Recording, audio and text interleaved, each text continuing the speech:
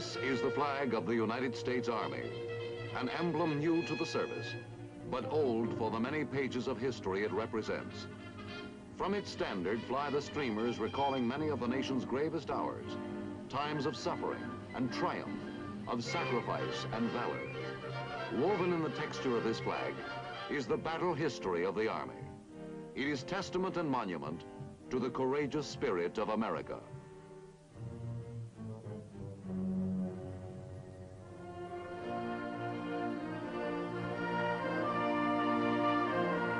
Stone cannot encompass spirit, nor can memory truly be frozen in the shrines that men erect. But in granite and marble, in fieldstone and clay, we find the symbols of our desire to preserve what is enduringly valuable in our lives and in our honored history. The American soldier is so honored and has always been.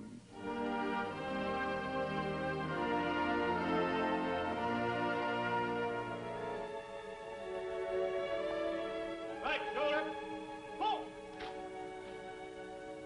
Pull! Right, left! In this tomb of the unknown, on a green slope in Arlington Cemetery, the bodies of 3 heroes lie buried. The unknown soldier of World War I and the recently interred unidentified heroes of World War II and Korea. Symbols of all heroes who fell in the wars of the nation's maturity. In village squares and public grounds, their memory and the memory of all their brothers in arms before them are enshrined in a chain of tribute that reaches back across the developing story of the nation itself. Its recognition of its manifest destiny to be strong enough to support freedom beyond its own shores. The wild opening of its western territories. The tragic strife of the Civil War, which tested its ability to stand as a union. The painful years of its early growth, back to the beginning, to the men who began building that history, the nation's history, and with it the history of the Army, which has fought to preserve the nation's integrity and indeed its very life.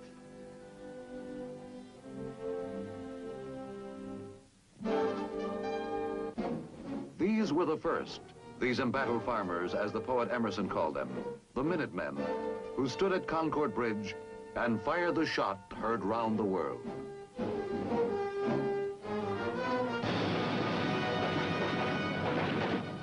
Here, in a fury of rebellion, the American Army was born, brought to life by angry militiamen who turned back a British raid on the supply stores in Massachusetts colony and drove the red-coated troops of the King in a rout back to Boston.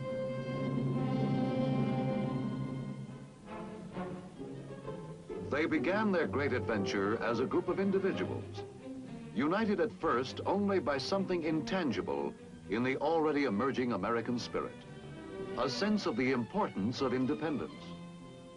They came down from their farms and out of their shops to take up arms with the idea only of standing up for their rights against a domination which had become more oppressive with the years.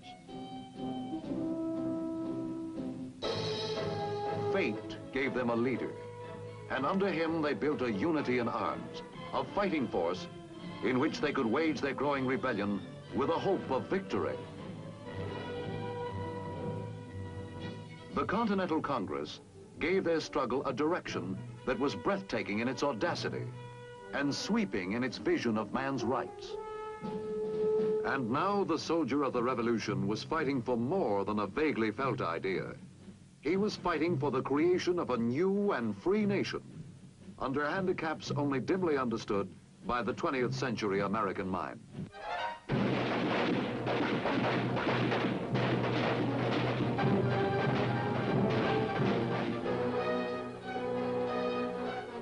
But to the glory of his own wondrous age and the survival of freedom for all the ages that would do him honor, he endured. Through black defeats and incredible hardships, he endured and went on to shape the victories of Trenton and Saratoga, and finally the splendid triumph of Yorktown, where the dream of liberty at last took life.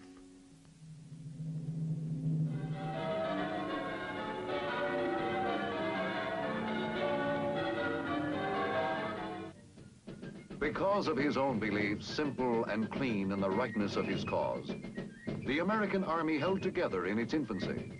And for the first time in the history of the New World, the quality of patriotism became part of a soldier's creed. The young nation which the soldier had won with his blood flourished.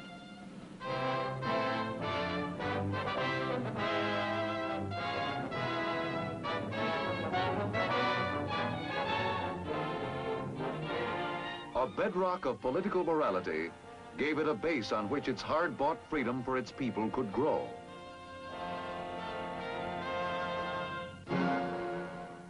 The acquisition of vast new lands gave it the opportunity to expand physically. But before the country was 30 years old, war came again.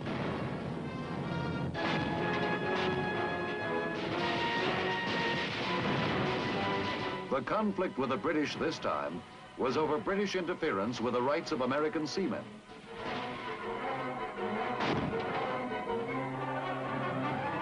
The Army's most illustrious victory was won at New Orleans, when it drove the invading British back into the sea.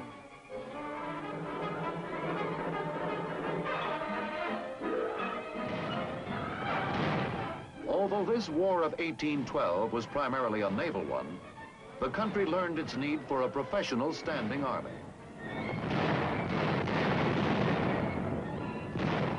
Posterity inherited a national anthem when a young American named Francis Scott Key was moved to make his tribute to the unconquerable Star-Spangled Banner, when after the British shelling of Fort McHenry, he saw the flag still flying.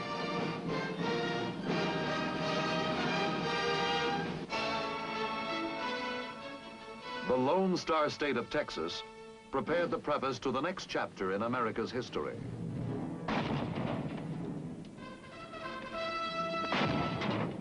A Mexican possession, Texas won its independence after a long and bloody struggle during which a band of 187 Americans met death and heroic fame in their brave but doomed defense of the Alamo.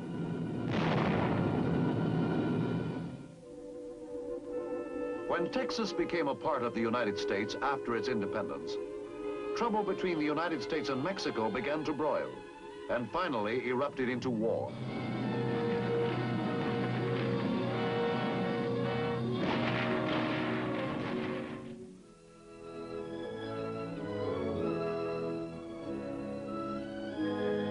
With the acquisition of new territories, which the soldier won in the war with Mexico, the nation was growing in strength and productivity. But with development had come also internal tensions in the young citadel of self-government. Tensions which finally exploded and brought down in ruins the dream of peaceful union.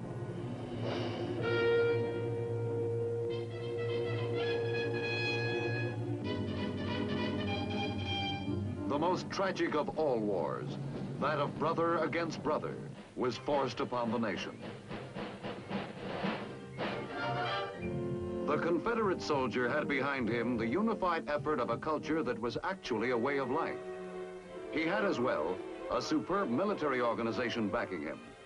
But more than these, he had the hot and defiant pride of the rebel, with the rebel's formidable confidence that his will shall prevail. A Confederate poet wrote, "The world shall behold in many a distant port another flag unfurled." And from the rapidity with which the Southerner began chalking up victories, it looked as if it might happen.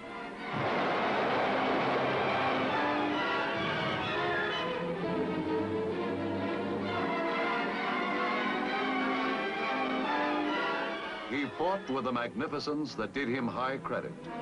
And in the end, it was not so much his spirit as the resources of his army that failed him.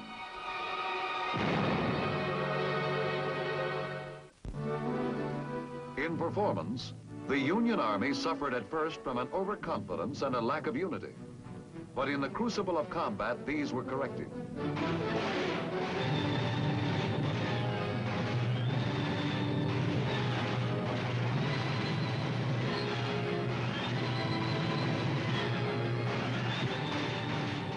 By mid-war, the Union soldier emerged as one of the most effective fighters in the history of warfare.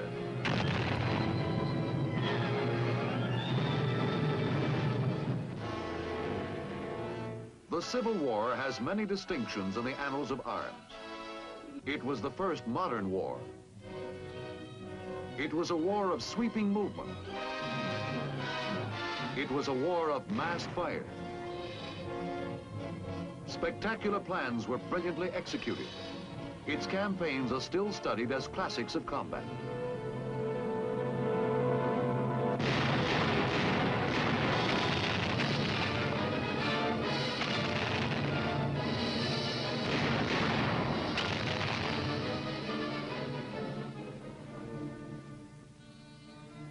But more than these, no war that America ever fought cut so deeply into the nation's heart.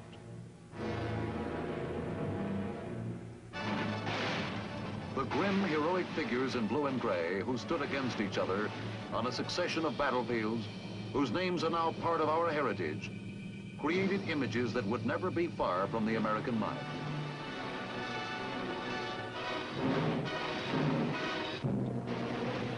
Their shadows, locked in mortal combat on the dusty fields of a century ago, are the sentinels of a nation's conscience, telling over and over for every succeeding age how dearly bought is the unity which makes this nation one and indivisible.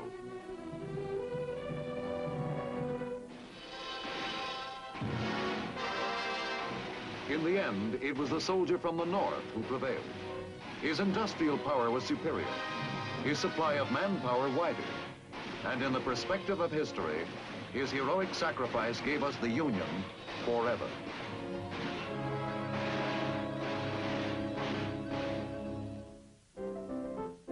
With the guns of the Civil War stilled, the nation could turn its attention once more to the great challenge of its physical expansion, the settling of the lands that lay beyond the Mississippi.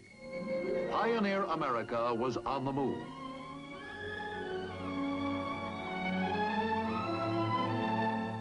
But the challenge brought its own enemy. The Indian, who had resisted the white man's settlement of the new continent from the beginning, had grown bold and powerful in the years the country was absorbed in its struggle for the Union. Now he was able to show in fierce strength his opposition to this extension into the buffalo hunting grounds.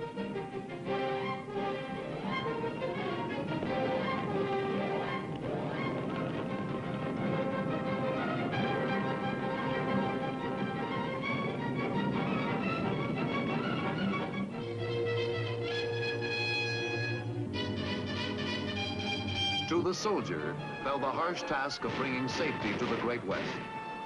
300,000 Indians roamed the plains. The army at its peak numbered scarcely more than 2,500. From the Rio Grande to Canada, from the Mississippi to the Pacific, the soldier was the arm of the national authority.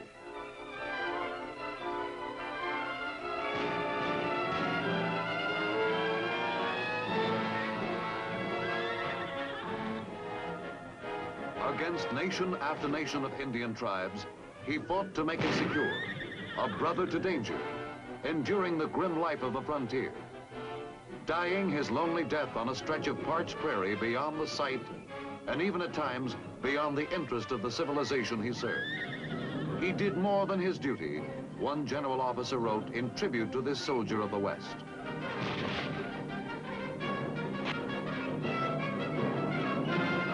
He did more than his duty, and in the doing he wrote a page of glory which will be read and thrilled to so long as men prize courage. Finally, at the end of the flaming 19th century, the West was secure.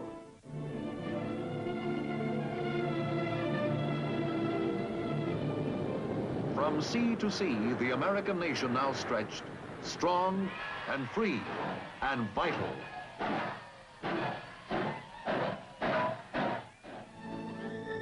The land yielded steadily to the peaceful tools of production. But fires were burning beyond the national borders, which would sear into history's new page the next mission for the U.S. soldier. That mission took him away from his own land in the summer of 1898, across the water to Cuba, which was fighting for its independence from Spanish domination.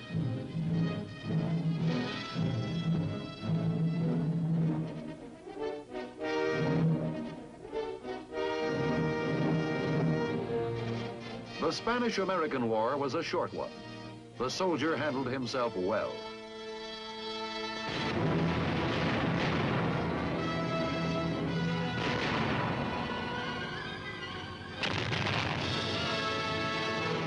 The world remembers the soldier of that war chiefly for his most significant and decisive battle, his dashing charge up San Juan Hill and nearby El Caney on the approach to Santiago on the first day of July.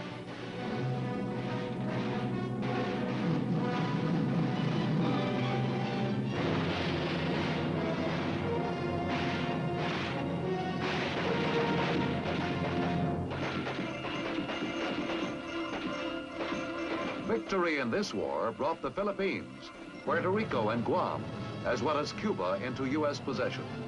And the United States would forever after be involved in the affairs of the world at large.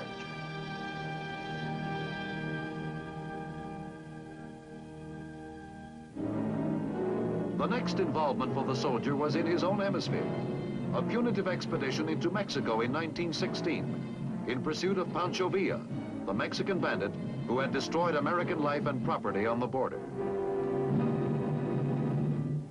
In the perspective of history, it was a minor campaign, but it was important to American self-interest and self-respect, and it prepared the Army for the most challenging test it had ever had.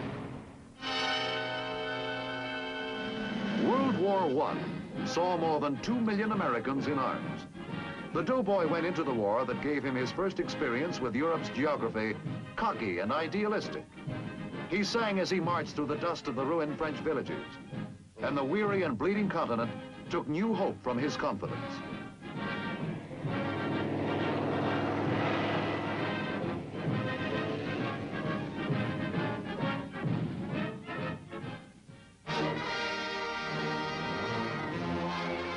Battle dimmed his exuberance, for men mature quickly under fire. But the spirit and the effectiveness with which he fought earned for him a high place in the respect of all the nations of the earth.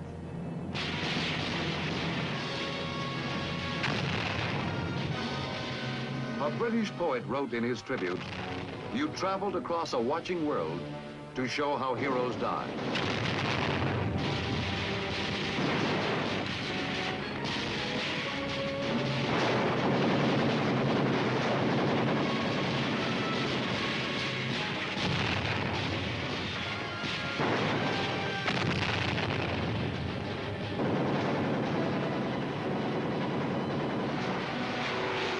Steadily he progressed through the Holocaust of Cantigny, Chateau Thierry, Belleau Wood, the Marne, the flaming horror of the Argonne Forest. He turned the tide of battle.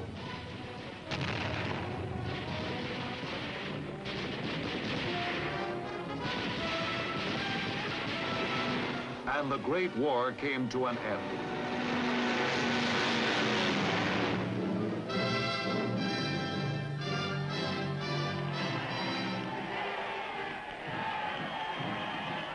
Now the world was truly ready for peace.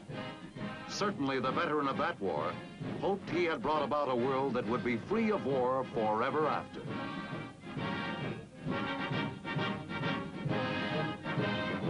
The hope for peace, however, was soon to be doomed by events taking place in other parts of the world.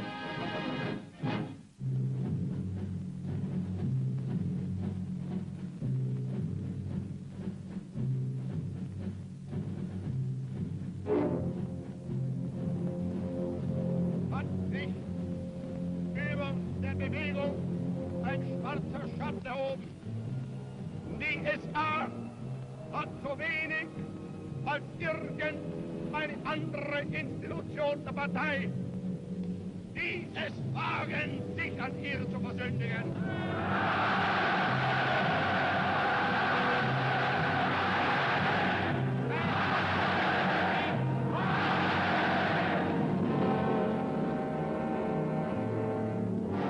With Nazi Germany's march on Poland in 1939, the threat of conflict burst into shattering reality.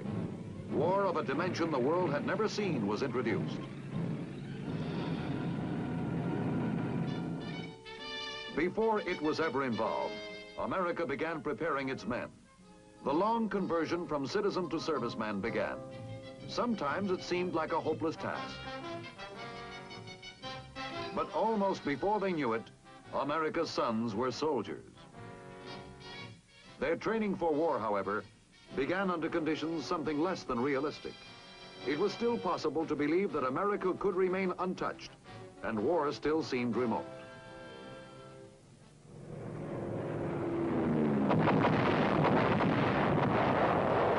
Then came Pearl Harbor, and now America was committed, with its every resource, to seeing the grim war to its bitter end. And its job would be the soldier's job. Some of the sad and heart-twisting qualities of war never change.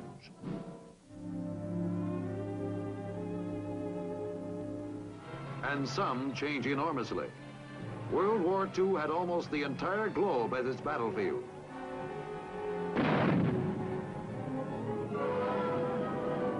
It brought new dimensions to the experience of combat. The soldier fought everywhere, and he went into battle every way he could get there. Through the air, over the seas, he hit 100 beaches, large and small, in the vast world of the Pacific.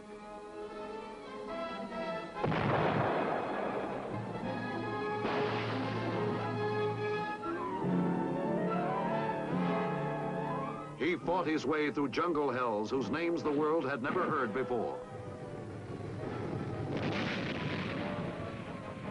And on the other side of the globe, he inched his perilous way through the bleeding fields of Europe.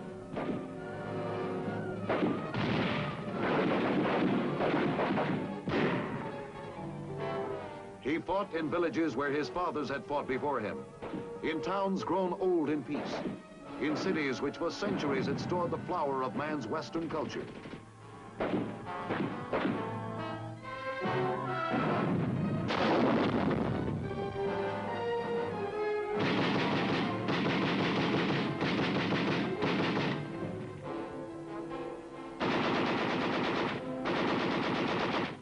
Destruction lay in the wake of every victory won. The blood of heroes colored every mile of ground. Biting weariness and aching loneliness lay behind every statistic of success.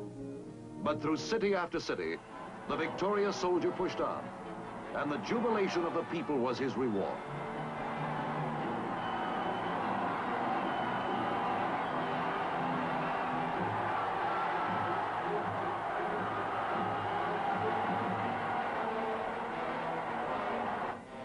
On the other side of every liberated city lay the war again. Another battle to win, another mile or another 20 to travel, another day to fight. Through 3.5 years of Holocaust, the soldier moved in an agonizing but relentless march, pushing back the encroachments of aggression until the enemy finally lay crushed and defeated.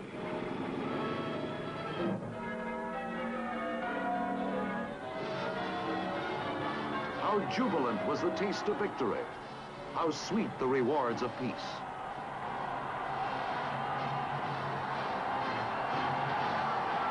A bruised and suffering world stirred again to the triumphant strains of victory. For the soldier, it was the proud end of a long and arduous road. From all the remote places where he had traveled, from all the scattered battlefields, he returned home again to find a soldier's welcome.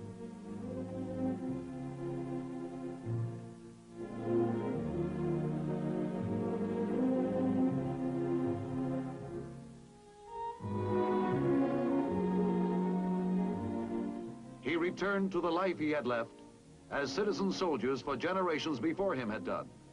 And because the world he had preserved seemed at last so ready for peace, he turned his pursuits to peaceful things. But despite man's bright hope, aggression had not yet been eliminated from the world. The fragile peace was suddenly shattered. The communist-led North Korean army plunged across the line which separated it from free South Korea.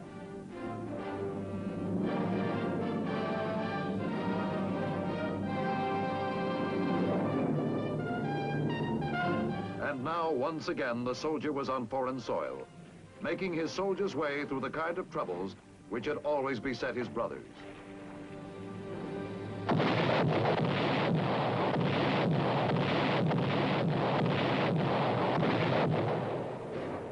Fighting the soldier's fight, the kind of fight on which victory in every war behind him had depended.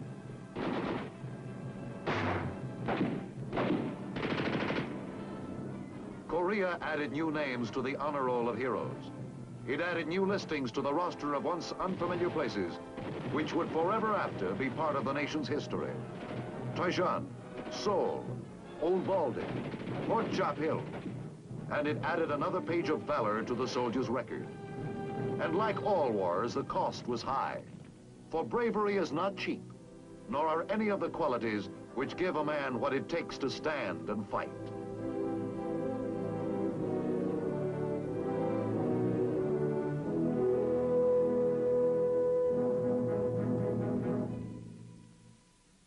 What are the beliefs for which men will fight?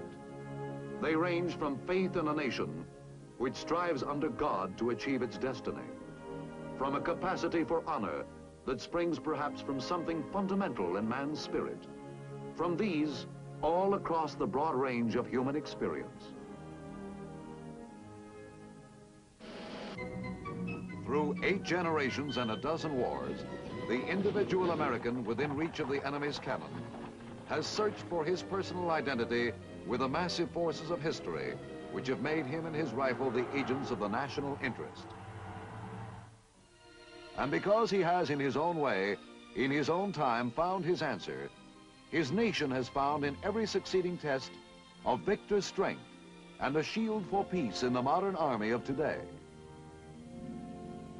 He has fought well, this soldier of America's heritage. He won a nation, built it, and defended it against every threat to destroy it. And his most enduring monument is that nation itself.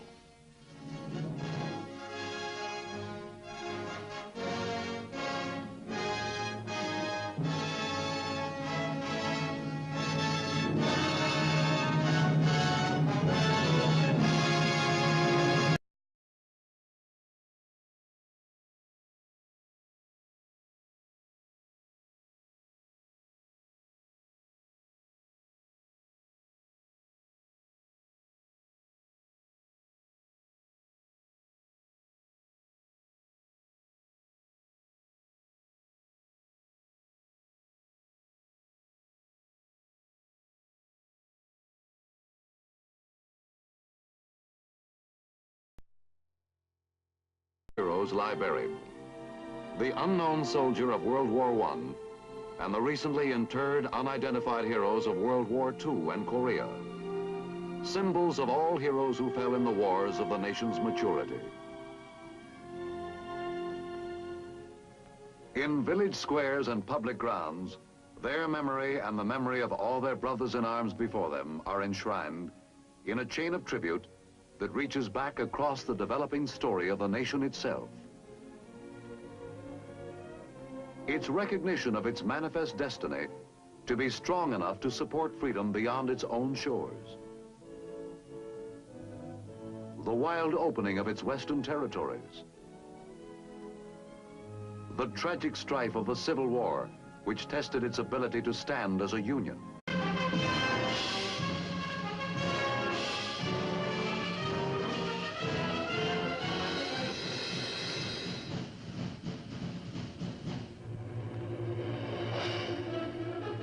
This is the flag of the United States Army, an emblem new to the service, but old for the many pages of history it represents.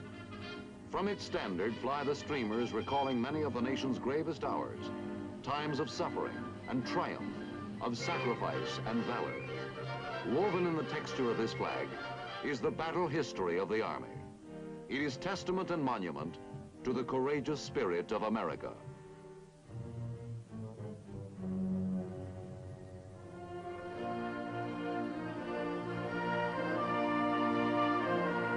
Stone drove the red-coated troops of the king in a rout back to Boston.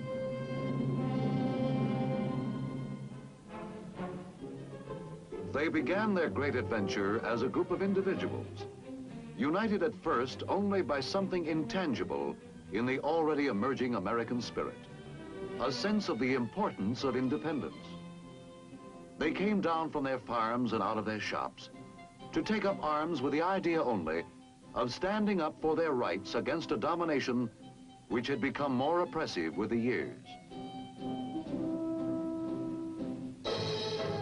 Fate gave them a leader, and under him they built a unity in arms, a fighting force in which they could wage their growing rebellion with a hope of victory. The painful years of its early growth, back to the beginning, to the men who began building that history, the nation's history, and with it the history of the Army, which has fought to preserve the nation's integrity and indeed its very life.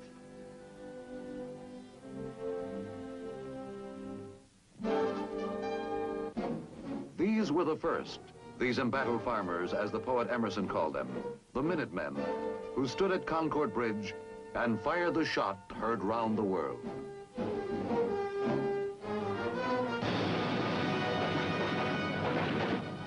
Here, in a fury of rebellion, the American Army was born, brought to life by angry militiamen who turned back a British raid on the supply stores in Massachusetts colony. And bone cannot encompass spirit, nor can memory truly be frozen in the shrines that men erect. But in granite and marble, in fieldstone and clay, we find the symbols of our desire to preserve what is enduringly valuable in our lives and in our honored history. The American soldier is so honored and has always been.